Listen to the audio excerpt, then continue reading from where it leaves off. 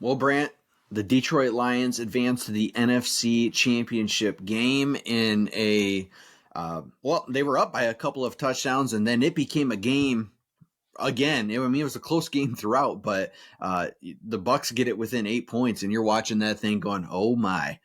Baker's got the ball, and he played tough that entire game. Now he made some bad decisions, but I was nervous right up until that interception from Derek Barnes, and then man, I think emotions just poured through all of Ford Field, where it was like I think that for me, just watching it, it felt like the Lions that game went from being the Cinderella story, not like the oh my god, nobody thought they could do this, but the feel good, oh, the Lions, they're finally here, they finally won a playoff game, to being like, oh no, the Lions they are one of the four best teams in all of football, and I feel very, very confident saying that this team, not perfect, they are flawed, especially on the defensive side of the ball, but they're built to win. I think they could beat anybody, and I thought it was a huge win. Ford Field was out of control, and Brant, I want to know your thoughts on that.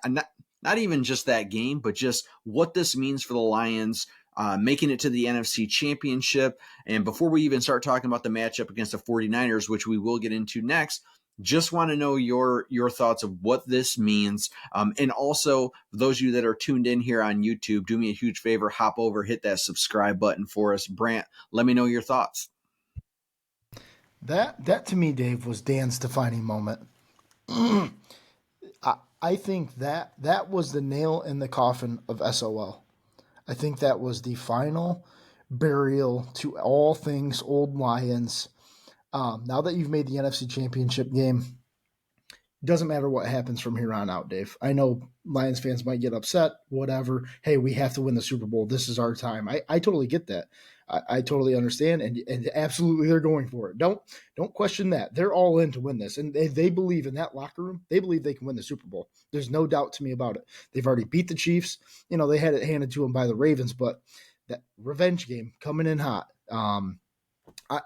I believe that everything that happens from here on out, Dave, should be, as a fan, just a cherry on top kind of a situation.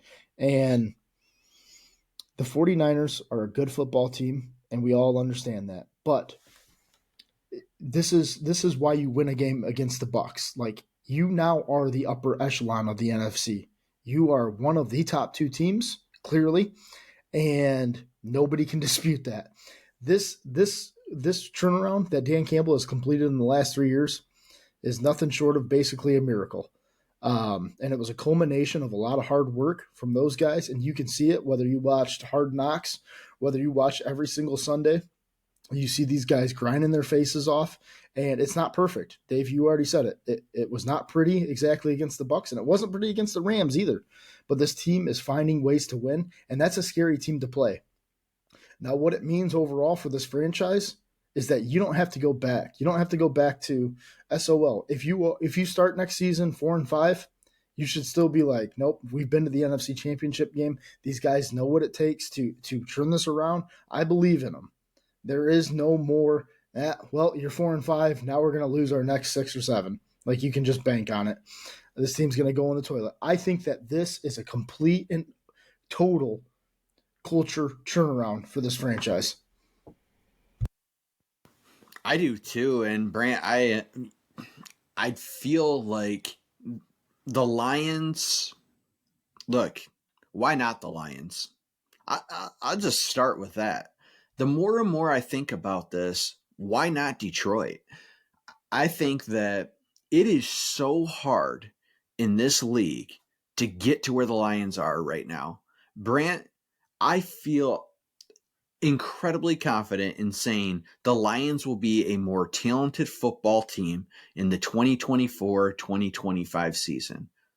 That does not even remotely guarantee that the Lions get back to the NFC Championship game. This is a hard, hard league to win in, and they've done it this year. And they've done it not always the prettiest, but they've always done it the grittiest, and that's the Dan Campbell way, and it's working. And there are some coaches, there are some organizations that put out these, these identities of the team where they speak it, they say it, and very few teams, very few coaches actually live it and bring that out. From the minute Dan Campbell had his first presser here that went viral for the stuff he said, people laughed at it, they mocked it. He was a tight ends coach coming from New Orleans, no head coach experience, and it was like, okay, you're going to have Jared Goff for a little bit. Dan Campbell's clearly like the middle guy here of this whole like rebuilding process, and then you'll get your real coach. Well, that never happened because Dan Campbell's one of the best coaches in the NFL, and I feel very confident in saying that. Listen to these players after the game. Frank Ragnow, who, by the way, looked like he died out on the field. Like his knee gets bent in, he goes down, his ankle's jacked up. Frank Ragnow comes back out and plays. Like, tough, hard-nosed football player. That's what the city of Detroit just embodies and loves. Jared Goff. Jared Goff looks like a different quarterback than he was with the LA Rams. And I think that when I listened to those two guys in particular after this game, and they both said this, they've never been around a better leader than Dan Campbell.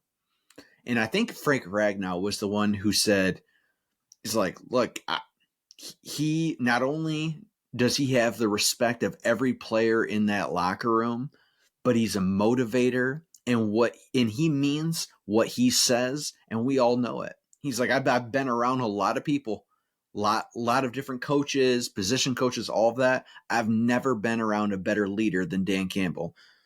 Brand, that's a veteran in this league signing off on you like that. I mean, I think that that just says so much about where this thing is. Now, we have talked so much this year about the cohesiveness of Sheila to Brad Holmes to Dan Campbell, but I completely agree with what you said, Brant. I think this was the Dan Campbell defining moment.